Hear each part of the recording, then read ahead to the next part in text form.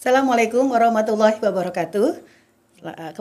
Kembali lagi dengan podcast Sikap Sarana Informasi Kampus Universitas Islam Negeri Sultan Maulana Hasanuddin Banten. Sahabat podcast semua, setiap bulan April selalu identik dengan bulannya perempuan. Karena di bulan April tentu kita semua tahu lahirnya seorang pejuang motivator perempuan Raden Ajeng Kartini. Sebetulnya tanggal lahirnya tanggal 21 April kemarin ya Ibu semua ya. Tapi hari ini kita akan bersama-sama berbincang-bincang dengan para tokoh-tokoh perempuan di kampus kami, di kampus tercinta di Universitas Islam Negeri Sultan Maulana Hasanuddin Banten. Sebelumnya saya mau akan sapa dulu beliau-beliau ini yang saya yakin semua ini pada sibuk semuanya, tapi kami mengucapkan terima kasih sudah hadir di sini bersama-sama kami semua. Yang pertama Ibu EN selaku Ketua DW UIN SMH Banten. Selamat pagi Bu, terima kasih atas kehadirannya. Kemudian ada Ibu Dr. Amina, terima kasih Ibu di tengah kesibukannya Ibu bisa hadir di sini. Terima kasih. Dan ada Prof. Umdatul Hasanah, terima kasih ya Prof. Sehat selalu. Dan di samping kiri saya ada Prof. Nihatul Maskuro. Beliau Dekan FEBI, Dekan pertama di kampus kami di Universitas Islam Negeri Sultan Maulana Hasanuddin Banten. Sehat ya Prof? Alhamdulillah. Baik, kami semua ini mengajak ibu-ibu yang hebat di sini. Jadi di kampus kami di Universitas Islam Negeri Sultan Maulana Hasanuddin Banten, kami punya beberapa tokoh-tokoh perempuan yang kami yakin sekali mereka mempunyai banyak sekali potensi, dan kami sekali lagi mengucapkan terima kasih sudah hadir bersama-sama kami di sini. Dan tonggak sejarah perempuan di Indonesia selalu identik dengan era Raden Ajeng Kartini. Beliau adalah seorang tokoh perempuan, tokoh motivator, kemudian juga menjadi penyemangat terutama kaum perempuan. Dan sebetulnya memang perempuan itu punya banyak kelebihan ya Bu. Yeah. Tadi tidak ada Hari Kartono Bu, yang ada Hari Kartini. Dan kemudian juga tidak ada Bapak Jari ya Bu, yang ada Ibu Jari. Tidak ada Bapak Kota Negara, yang ada Ibu Kota Negara. Tidak ada bahasa Bapak, yang ada bahasa Ibu. Tidak ada rumah sakit Bapak dan Anak, yang ada rumah sakit Ibu dan Anak. Jadi begitu hebatnya perempuan. Dan perempuan-perempuan dimanapun kita berada, tentu ini merupakan satu bagian yang tidak terpisahkan dari suatu motivasi kita bersama-sama untuk bisa menjadi perempuan yang lebih baik dimanapun kita berada. Baik, sambil diminum boleh Ibu sekalian. Jadi pada hari ini ya mohon maaf nih, sajiannya hanya ala kadarnya, tapi mudah-mudahan menambah semangat kita berbincang-bincang pada hari ini. Saya yang pertama saya ingin sekali berbincang-bincang dengan Prof. Nihatul Maskuro nih. Begini Prof, jadi pandangan masyarakat terhadap perempuan itu kan selalu identik dengan ekonomi ya Prof ya. Mereka bilang kalau ekonominya tangguh, kemudian juga ekonominya mapan, perempuan itu nggak akan nakal katanya. Nah, ada gium nih Prof katanya. Kalau misalnya pengen lihat perempuan itu bisa tangguh, lihat juga sisi ekonominya. Karena memang sekarang memang banyak sektor ekonomi oleh perempuan ya Prof. Hampir di semua sektor ekonomi dipegang oleh perempuan. Entah itu mungkin karena kehati-hatian perempuan atau memang ketertarikan minat terhadap bisnis itu banyak dialami oleh perempuan. Nah, saya ingin minta tanggapan Prof nih. Sebetulnya apakah memang faktor ekonomi menjadi suatu peranan penting Prof dalam pertumbuhan emansipasi perempuan Prof? Terima kasih. Assalamualaikum warahmatullahi wabarakatuh. Waalaikumsalam. Sebetulnya memang kita harus berbicara tentang perempuan dan ekonomi tidak terlepas dari sejarahnya ya. Betul Prof. Kita tahu bahwa tidak hanya Kartini saja, sebetulnya dari zaman Nabi pun sudah banyak emansipasi perempuan itu. Betul Prof. Lebih khusus dari bidang ekonomi. Kita tahu bahwa Siti Khadijah itu merupakan pensuplai ekonomi dari Nabi, perjuangan Nabi ketika dakwah Islam. Itu. Dan dalam ekonomi Islam itu dikenal dengan pemikiran ekonomi di Siti Khadijah itu adalah di bidang mudharabah. Bagi hasil ketika. Jadi memang dari semenjak dari Islam juga itu sudah mengenal ya sosok tokoh perempuan yang memang jadi, sangat tangguh sekali Prof ya. Iya, sebagai umat muslim, muslimah gitu. Kita harus bangga gitu ya. Betul ya. Perempuan itu berkiprah di bidang ekonomi. Jadi para suami itu tidak akan kuat kalau perempuannya tidak kuat. Betul. Istrinya tidak kuat. Gitu ya. Betul. Kemudian itu yang pertama. Yang kedua itu dalam rumah tangga, dalam skala kecil, rumah tangga itu yang memanage ekonomi itu adalah perempuan. Betul, betul. Distribusi dari ekonomi rumah tangga itu adalah bagaimana perempuan itu bisa memanage, mengelola keuangan dengan baik sehingga keluarga itu menjadi tangguh. Jadi memang Menteri Keuangan itu memang perempuan.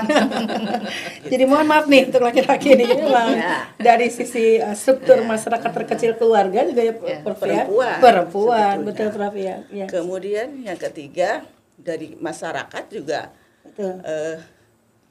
yang berkiprah itu adalah yang paling pentingnya adalah perempuan. Betul.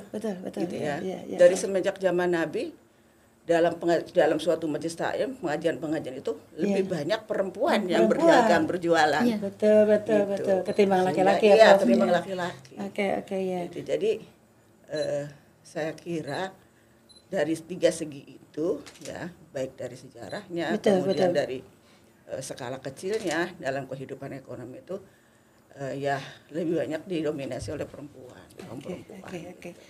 Sehingga kalau ekonomi keluarga tangguh itu akan menghasilkan keluarga yang kuat, generasi yang hebat. Betul. Jadi perempuan itu hebat. Betul. Bisa berkiprah di berbagai segi. Oke. Makasih Prof. Jadi memang sisi-sisi perempuan itu selalu identik dengan beberapa hal yang terkait dengan kemaslahatan. Dan kita memang harus bangga dengan adanya diawali dengan Siti Khadijah, seorang perempuan tangguh yang mendampingi Rasulullah yang kemudian menghasilkan umat-umat juga yang tangguh. Sebelumnya juga saya ingin bincang dengan Ibu En. Nah sebetulnya Ibu dari pemahaman tentang RA Kartini nih Bu ya. Tanggapan Ibu gimana tuh Bu? Apa memang hanya 21 April aja Bu kita memperingati ini atau memang di bulan-bulan yang tanggal 21 yang akan datang misalnya Bu tentang bagaimana RA Kartini ini Bu? Assalamualaikum warahmatullahi wabarakatuh. Waalaikumsalam warahmatullahi wabarakatuh. Sekilas yang saya tahu tentang sejarah RA Kartini, betul. Bahwa setiap tanggal 21 April selalu diperingati untuk merayakan Hari Kartini.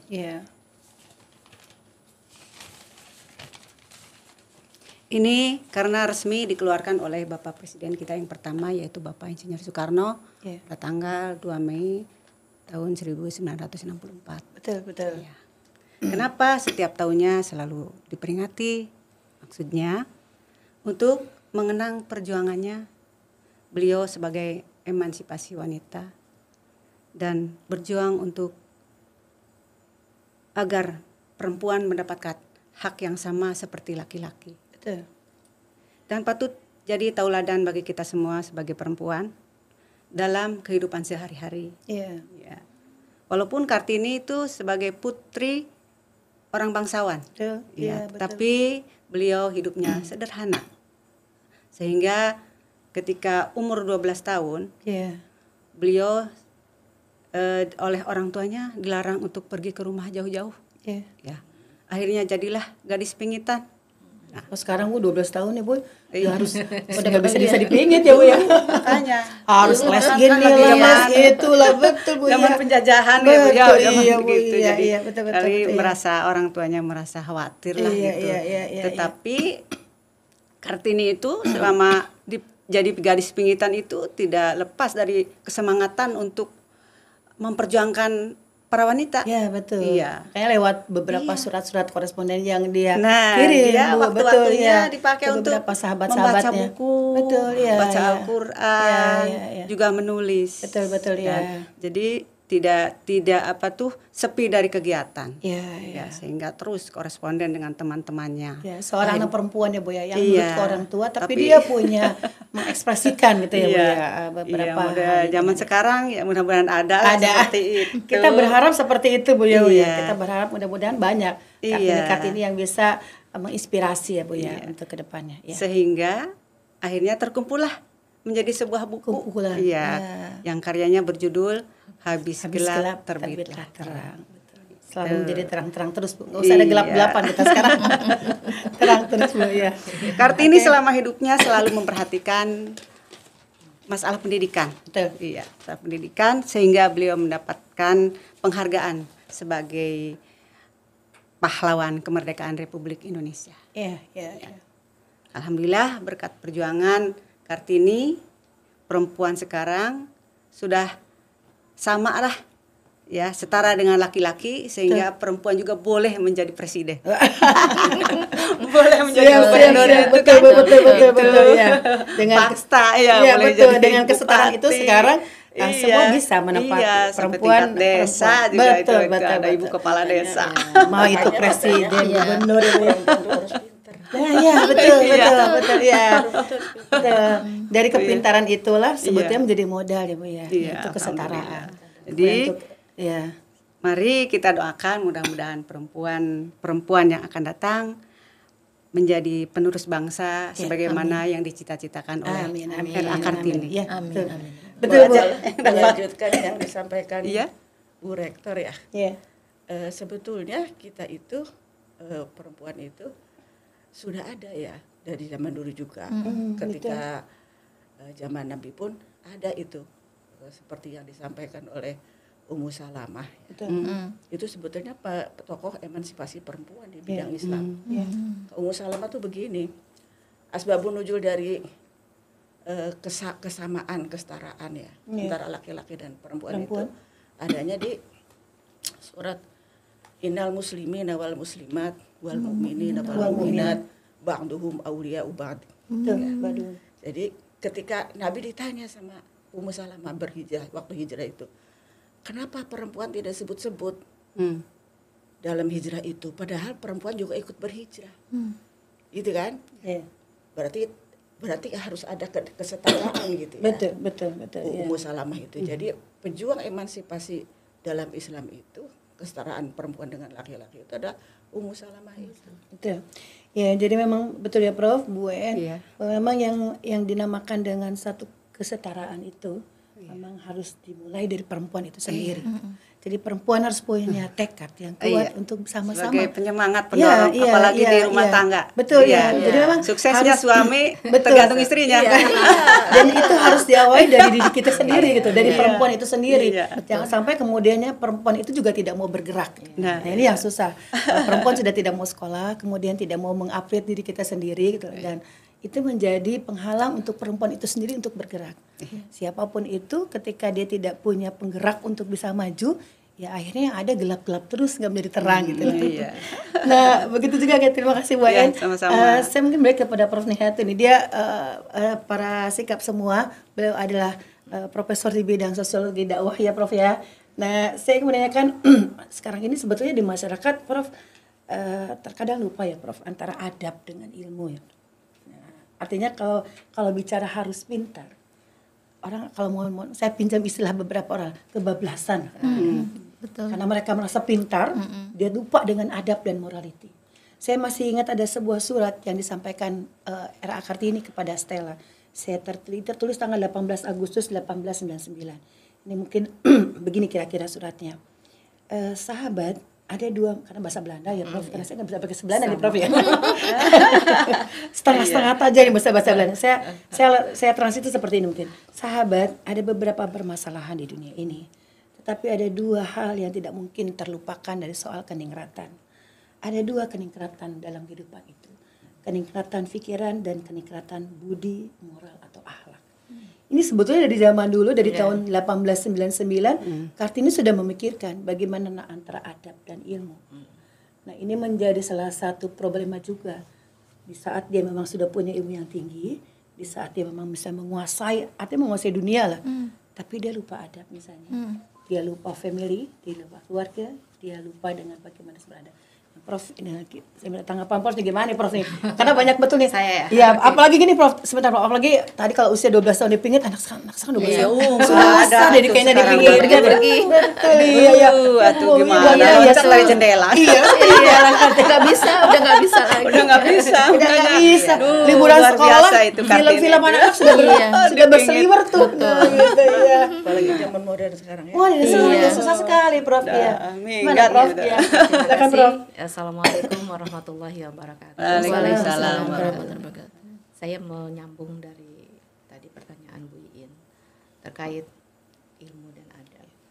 ada satu lanjutan dari surat Kartini itu.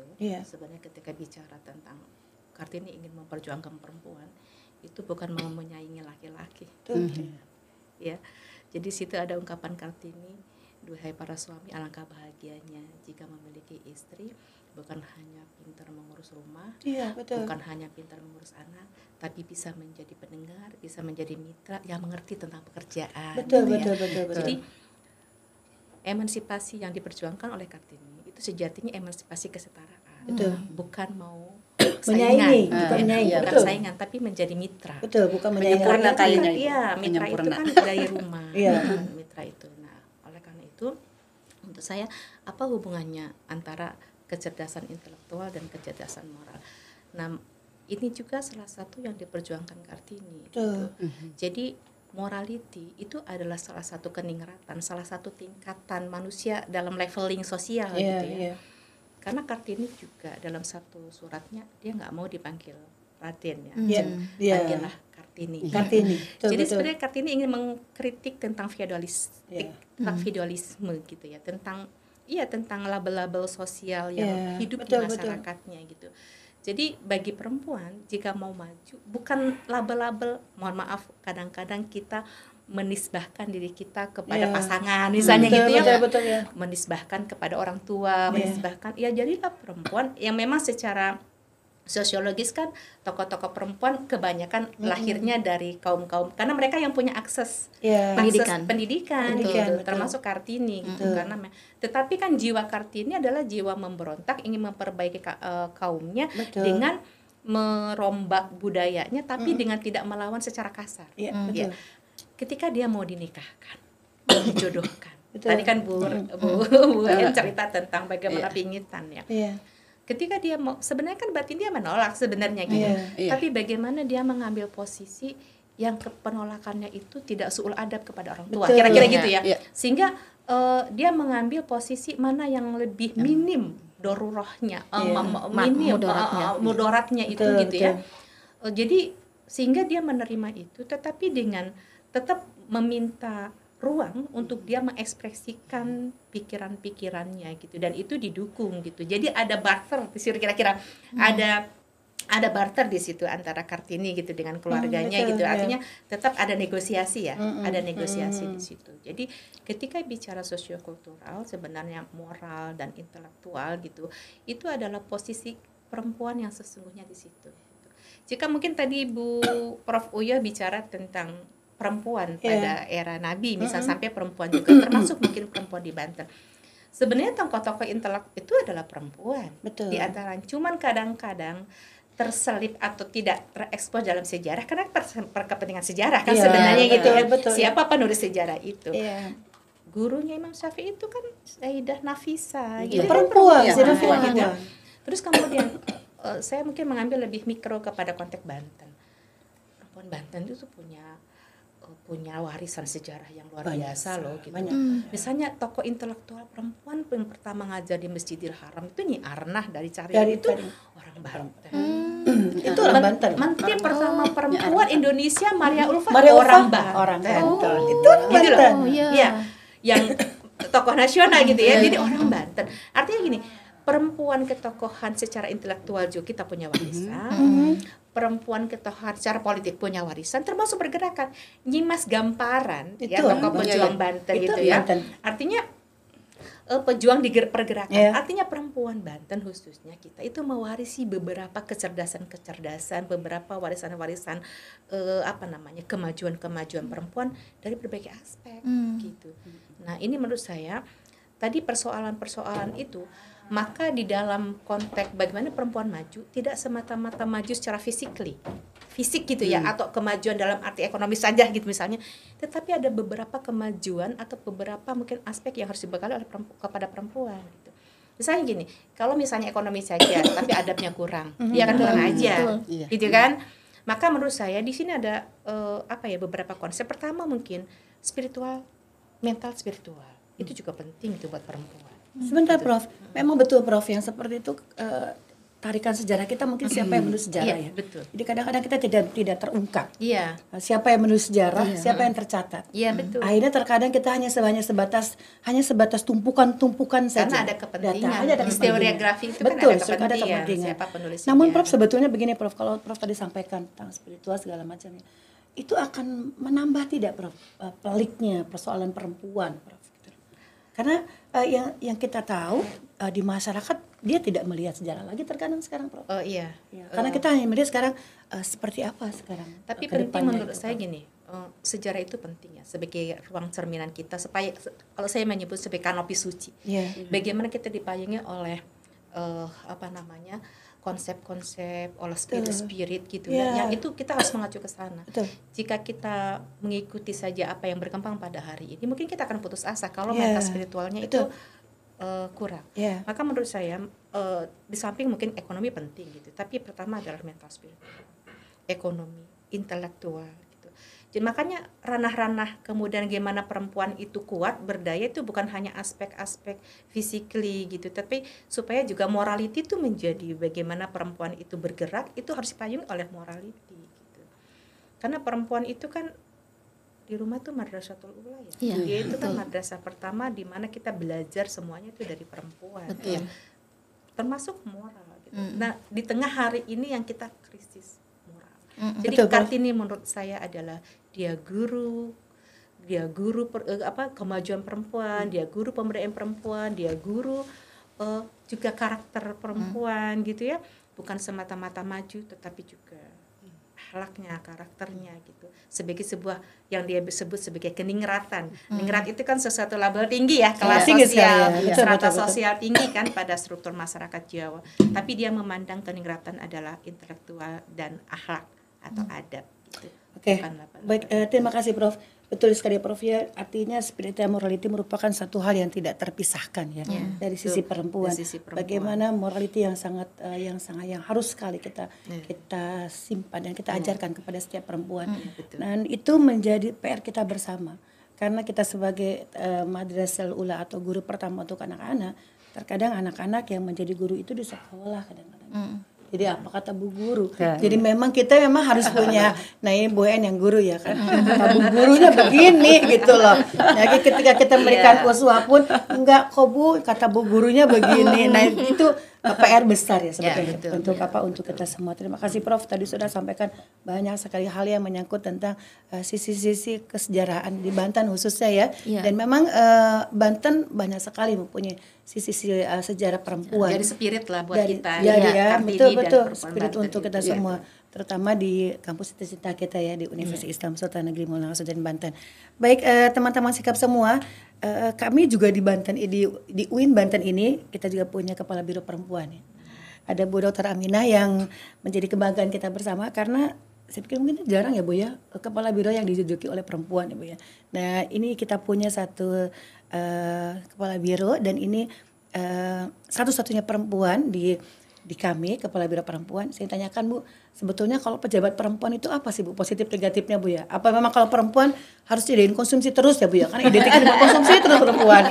Atau memang kalau perempuan tuh apik Bu katanya kalau pejabat perempuan karena banyak bunga katanya gitu. Kenyang katanya. Jadi kalau pejabat perempuan betul ya Bu ya. Itu kadang-kadang selalu menempel stigma seperti itu Bu ya. Oh kalau pejabat perempuan itu di dapur. Betul Prof. Iya. Oh kalau pejabat perempuan selesai kata urusan perutnya selesai. Saya bilang urusan perut dan segala macamnya selesai nih. Oke ya Bu Dr. Aminah silakan Bu. Ya. Baik, terima kasih Bu Dr. Bu In atas kesempatannya. Ya, memang perempuan itu ya tadi disampaikan oleh Prof. Utma, Prof. Uyoh juga bahwa identik perempuan itu ya di dapur gitu kan. Yang zaman dulu tuh di sumur, di kasur gitu kan. Tetapi sekarang memang cara pandang kita semua itu sudah mulai naik karena dengan adanya tadi Radeng Ajeng Kartini yang telah membantu kita sehingga kita semua ada di sini, ada di podcast ini dengan kompetensi masing-masing.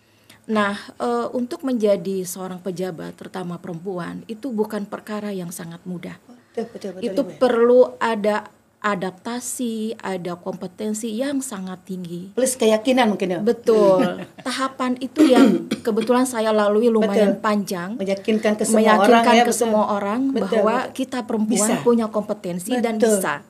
Itu dari awal mula dari staf sampai kemudian pejabat yang serata rendah sampai tertinggi itu butuh perjuangan yang sangat tinggi. Nah, beda mungkin ya Bu ya kalau memang harus dilalui oleh seorang laki-laki. Oh, laki-laki nggak betul. butuh gitu ya, nggak butuh keyakinan seperti itu. Kalau perempuan harus meyakinkan kita bisa loh gitu loh. Betul. Dan itu malah seperti dipandang sebelah mata. Betul, ya. Memang di setiap kesempatan saya selalu sendiri di antara laki-laki yang banyak. Itu jabatan karena menduduki jabatan itu saya satu-satunya perempuan di antara laki-laki. Dan itu juga ada dipandang sebelah mata. Karena apa? Apa kamu bisa gitu kan?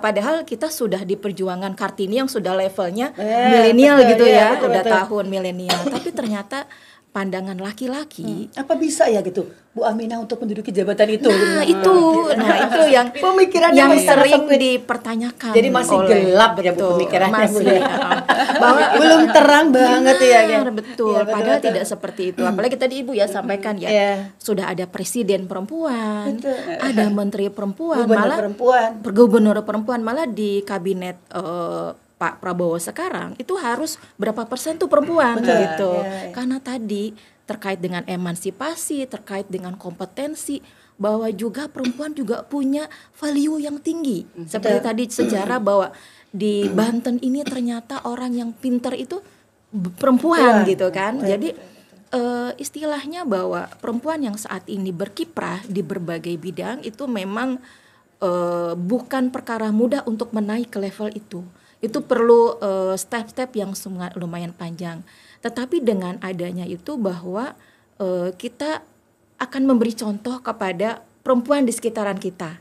Bahwa kita bisa loh seperti Bu Aminah, seperti Prof Utma, seperti Prof Uya, seperti Bu Iin, bahwa kita semua bisa. Betul. Jadi semua pasti bisa. Semua pasti bisa gitu. Ya. Jadi oleh sebab itu dengan adanya saya di UN Sultan Maulana Hasanuddin Banten, saya sangat berterima kasih sekali karena bertemu dengan ibu-ibu hebat di sini, ibu-ibu hebat di sini, itu sangat-sangat senang sekali dan itu sangat memotivasi kita bahwa dimanapun kita berada, dimanapun kita menjabat, itu salah satu bagian dari kita menghormati kultur yang ada di sana dan juga kita memberikan contoh yang baik gitu sebagai bagian dari kultur kita yaitu orang Indonesia. Oke Bu, kalau gitu kendalanya apa sih Bu kalau jadi pejabat perempuan Bu? Kalau tadi harus meyakinkan, kadang-kadang kan begitu kan. Ya, sebetulnya beliau-beliau ini juga pejabat semua nih Bu karena mereka juga dekan, kemudian wakil dekan, tapi kan segi strukturnya kan mungkin berbeda gitu ya. Nah, sebetulnya kendalanya apa Bu? Apa memang stigma tadi gitu harus meyakinkan kepada semua kaum Adam bahwa kita bisa gitu, atau memang punya ada penilaian tersendiri kalau perempuan itu pasti rapi, kemudian juga lebih cermat gitu. Itu kendalanya apa Bu? Kalau perempuan kan ada konotasi bilang cerewet ya, tapi kadang cerewet untuk kebaikan. Gitu kan. Batasan perempuan tuh tetap ada. Misalnya kalau kita yang sudah berumah tangga, punya anak, itu kan ada batasan untuk misalnya tugasnya keluar kota. Itu tidak segampang yang laki-laki. Betul. Kita ada batasan, kita juga nggak bisa berhari-hari, kita punya batasan itu.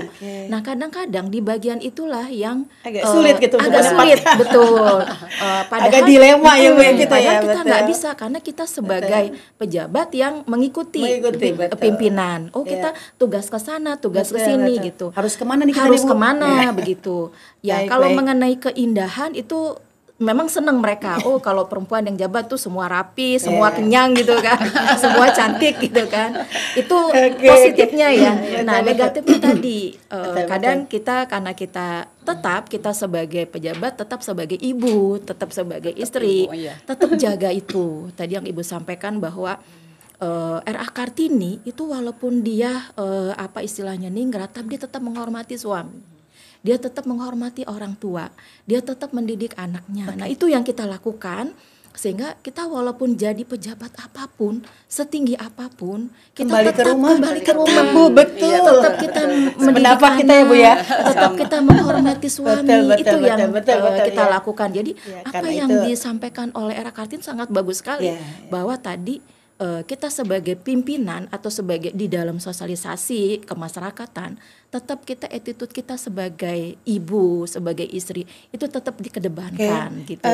Memang kalau mau berbicara tentang Kartini, tentang persamaan ya Pak Fumdah ya, persamaan atau emansipasi itu kan kita bukan di atas. Betul. Atau bukan di bawah. Setara itu kan kita akan bersama-sama. Iya. Jadi kita bukan bicara tentang apa itu namanya di atas atau di bawah. Ada kesetaraan dan mitra. Kesetaraan itu menjadi satu modal kita perempuan. Dan di sisi itu kita punya kewajiban kita sebagai madrasatul ula, kita sebagai istri, dan kita sebagai bagian dari anggota masyarakat yang bisa memberikan kontribusi gitu. Dan ini memang bagaimana gempuran-gempuran budaya di tengah-tengah masyarakat kita kan sangat kental sekali. Terutama budaya-budaya yang memang terkadang merendahkan perempuan itu sendiri gitu. Nah, satu sisi lagi kepada Prof Una nih Prof. Nah, ini sebetulnya bagaimana kita akan melihat budaya atau edukasi yang seperti apa yang harus kita sampaikan kepada generasi-generasi yang akan datang, terutama untuk perempuan-perempuan itu. Ya, Prof ya. Oke. Terima kasih.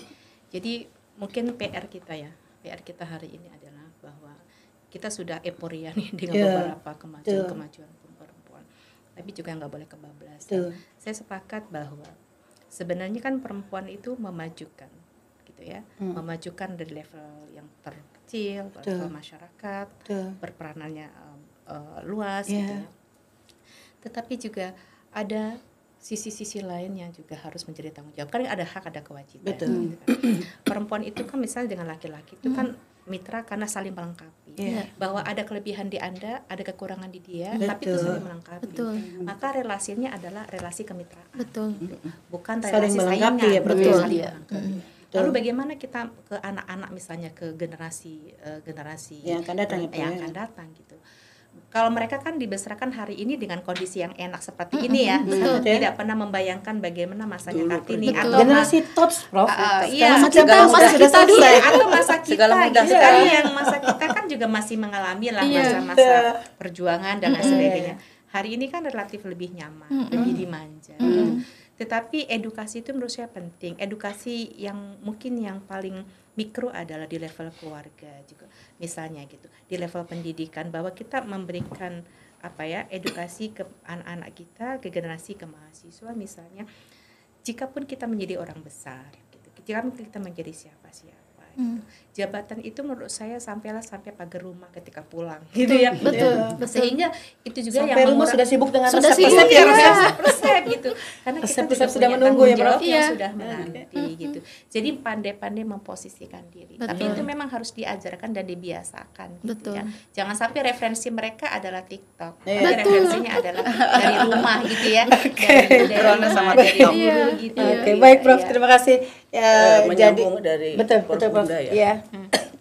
Jadi kita juga tidak boleh menafikan dari pemikiran dari para suaminya, gitu ya. Kadang-kadang kita sudah pemikirannya begitu, kalau suaminya tidak sepaham dengan kita, ya susah juga gitu ya. Jadi harus ada bargaining antara suami dan istrinya, gitu. Kalau memang boleh berkiprah di luar, gitu. Tapi ketika sudah di dalam, kita harus sesuai dengan kodrat kita sebagai perempuan.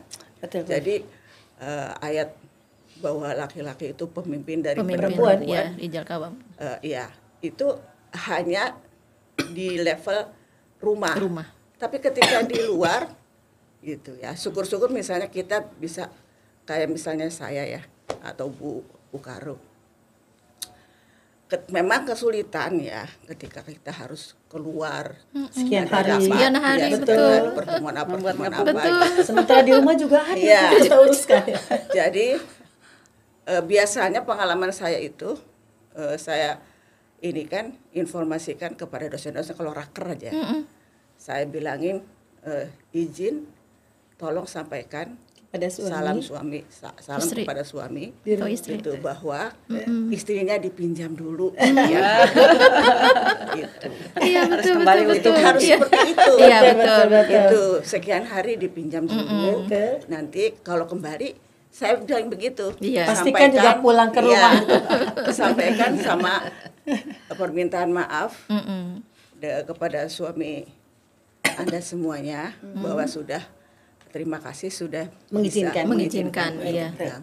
Seperti jadi kalau menurut saya harus ada komunikasi yang baik. Betul. Komunikasi yang baik, kesetaraan, kemudian juga kemitraan. Itu akan menjadikan satu bekal seorang perempuan dalam menempuh karir. Betul. Gitu ya. Dan itu harus dijiwai oleh seorang perempuan. Iya. Jangan sampai kemudian dari kata Prof. Umda atau Bu Amita tadi istilah kebablasan. Ya kebablasan dengan suatu karirnya, kebablasan dengan tugas di tengah-tengah masyarakat, dia menafikan tugas-tugas di rumah. Betul. Oke, baik Prof. Prof. Umda, Prof. Uyo, Bu Dr. Amina, Bu En, terima kasih atas waktunya pada kesempatan podcast pada saat ini, dan ini merupakan satu kesempatan yang sangat luar biasa sekali dan jarang-jarang sekali beliau-beliau orang-orang yang hebat dan orang yang sangat banyak punya aktivitas yang tinggi sekali. Tapi pada hari ini beliau-beliau bisa bersama-sama dengan kami semua di sini. Alhamdulillah. Sebelum kita berakhir, saya minta statement dulu dari beliau-beliau ini supaya menjadi satu pegangan buat kita semuanya dan menjadi satu pernyataan yang bisa kita ikuti bersama-sama. Saya awali dari Prof. Nih ya dulu. Silakan Prof. Terima kasih. Closingnya, menjadi perempuan yang hebat itu harus disertai dengan pendidikan, dengan akhlak, dan dengan wawasan yang luas ya. Karena memang kita harus bangga bahwa di dalam Al-Quran pun sudah ada seperti surat An-Nisa gitu ya, itu tentang perempuan itu. Kemudian zaman Nabi pun sudah ada contoh-contohnya gitu ya. Jadilah perempuan yang bisa bijaksana dalam keluarga, bijaksana dalam masyarakat, dan bisa bijaksana pada diri sendiri. Luar biasa. Jadi perempuan yang harus bijaksana terhadap keluarga, kepada masyarakat, dan kepada diri sendiri. Prof. Unda, silakan. Terima kasih. Menurut saya bahwa dari pikiran-pikiran Kartini banyak hal yang sebenarnya yang bisa kita refleksikan. Tapi mungkin ringkasnya begini, bahwa ketika kita menjadi perempuan, kita siap dengan pilihan-pilihan itu. Jangan lupa bahwa kesuksesan perempuan juga tidak bakal sukses tanpa pendamping lain di sisi kita. Ada suami, ada anak, ada orang tua, pastinya ada guru gitu. Terus yang kedua, perempuan itu tidak hanya sekedar sukses tapi dia berdaya. Berdaya itu dan memberdayakan. Artinya dia bukan hanya sukses untuk dirinya, tetapi bagaimana dia mampu mensukseskan orang lain. Barulah di situ kita sukses sebagai perempuan. Kira-kira gitu, bukan hanya untuk dirinya. Baik, terima kasih Prof. Jadi perempuan harus berdaya dan perempuan juga harus bisa memberdayakan. Oke, silakan Bu Dr. Amina. Ya, untuk menjadi perempuan hebat seperti R.A. Kartini atau juga seperti Ummu Salamah, bahwa tetap kita menjadi diri sendiri, kemudian juga tidak lupa dengan kodrat kita sebagai ibu dan juga sebagai mitra suami kita. Jadi emansipasi yang dicanangkan oleh R.A. Kartini adalah tetap kita bisa menjadi pemimpin hebat, tapi juga kita juga harus menjadi madrasah bagi anak-anak kita dan juga mitra bagi suami kita. Karena tanpa keikhlasan dan kerelaan dari suami dan anak-anak, kita tidak bisa sampai seperti ini. Itu yang perlu dipahami. Perempuan yang hebat harus menjadi mitra dan menjadi kita sendiri. Bu En, dipersilakan. Jadi sebagai perempuan yang hebat, pertama kita harus berpendidikan seperti tadi Ibu Prof. Dan juga harus mempunyai jiwa yang sabar. Betul. Jiwa yang ikhlas. Ya. Pasti orang hidup dikasih ujian sama Allah. Betul. Terutama di keluarga. Ya. Banyak anak tidak akan sama karakternya. Betul. Yang satu mah begini, yang satu begini, tidak bisa disamakan. Akhirnya apa? Sabarlah.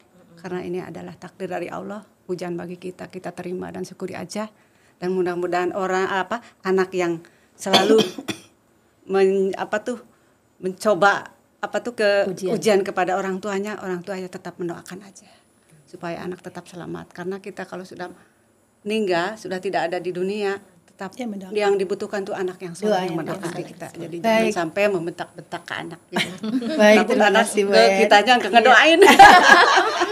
Perempuan yang berpendidikan, kemudian ikhlas, kemudian sabar, dan kemudian bisa bersyukur, bisa melewati beberapa ujian-ujian yang ada di lingkungan kita sekalian. Sekali lagi terima kasih kami sampaikan kepada para narasumber. Di balik perempuan yang sukses, ada juga laki-laki yang setia mendampingi kita. Jadi kalau ada Gil, di balik laki-laki yang sukses katanya ada perempuan yang hebat. Kami juga sama sebetulnya.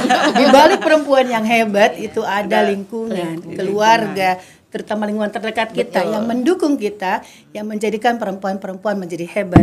Kami sekali lagi mengucapkan terima kasih. Mudah-mudahan ini bukan kali pertama kita berbincang-bincang. Ada beberapa nanti kita adakan juga nanti jadwal-jadwal berikutnya. Karena memang persoalan perempuan tidak hanya berawal dari RA Kartini saja sebenarnya, dari 21 April saja, tapi tema-tema yang lain dapat kita diskusikan bersama-sama. Sekali lagi terima kasih. Mudah-mudahan kita bersama-sama berharap semoga kegelapan itu tidak akan pernah datang lagi, menjadi sebuah terang benderang, dan perempuan dimanapun berada bisa memberikan view-view keilmuan yang sangat tinggi sekali, bisa memberikan perlindungan, pengaruh yang positif kepada semua perempuan dimanapun mereka berada. Terima kasih, sampai jumpa kembali dengan diskusi-diskusi dari Sikap, Sarana Informasi Kampus Universitas Islam Negeri Sultan Maulana Hasanuddin Banten, dan semoga kita bisa berbincang-bincang kembali dengan tema-tema yang menarik yang akan kita sama-sama kita diskusikan kembali. Insya Allah. Assalamualaikum warahmatullahi wabarakatuh. Waalaikumsalam warahmatullahi wabarakatuh. Nah ya, ada lagi yang mesti di-cut lagi, diperbaiki? Iya. Ini live streaming. Hatur nuhun. Aduh, terima kasih. Om Ferry fotoin dulu. Fotoin dulu. Oh ya, fotoin kita. Sambil boleh megang kopi. Biar apa namanya disampaikan ke